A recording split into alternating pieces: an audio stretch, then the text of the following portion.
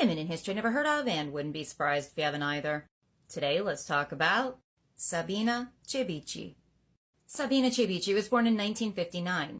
I'm not sure if she's still around. Doesn't mean I can't tell you her story. Sabina was born into a poor family in Trans Nzoia, Kenya. In school, she didn't like math, but history was her favorite. I identify with that. Well, her real favorite was running. I do not identify with that. In fact, she was the fastest runner in her school. In 1973, she was 14. Decided to be the fastest outside of school, too.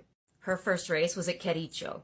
When she joined the starting line, she got a lot of attention. Too young? No. Too feminine?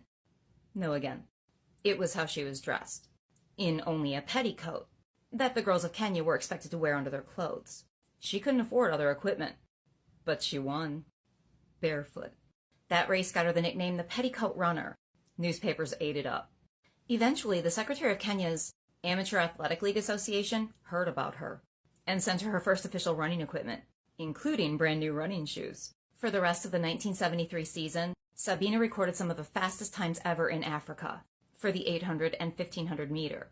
In January of 1974, Sabina was on her way to Christchurch, New Zealand, to represent Kenya in the Commonwealth Games. She ran the 800 meter in just over 2 minutes. For my fellow Americans, that's just about a half mile. It's like a 4-minute mile.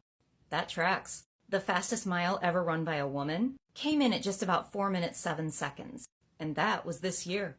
Okay, at Christchurch, she took bronze in the 800, making her the first Kenyan woman to ever win a medal at the Commonwealth Games. She was an easy choice for the 1976 Olympics being held in Montreal. One source expected her to be the first Kenyan woman to medal there, too.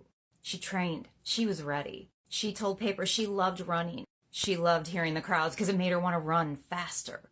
But New Zealand was participating in the Olympic Games that year and had strong ties to apartheid South Africa. Kenya was among 28 nations who rightfully boycotted the Games that year.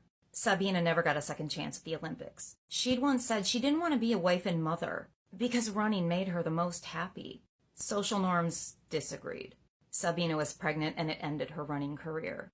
In 2015, a former Kenyan Olympian, a sprinter, Ruth Waithera, said that talented athletic girls who become pregnant often never recover their careers. Sabina disappeared. Speculation about her retirement says she settled down. As I said, I couldn't find proof of her current whereabouts. So, you and me, we're going to go with alive and well and focused on her family. Sabina may have chosen a quiet life, but the Petticoat Runner left a loud, inspirational legacy.